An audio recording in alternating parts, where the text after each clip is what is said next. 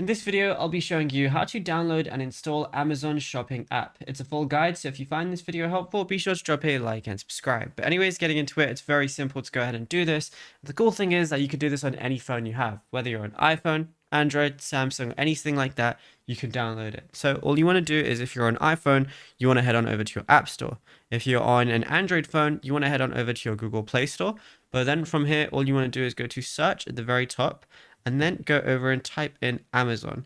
Once you type in Amazon, you don't even have to type in Amazon Shopping because you're going to see Amazon Shopping as the first option anyway.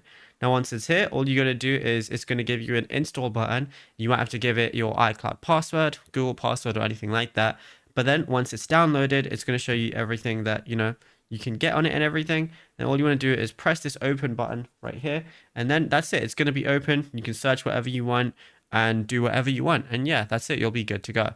Now, if you found this video helpful, be sure to drop a like and subscribe. And also check out our other tutorials on the channel as well.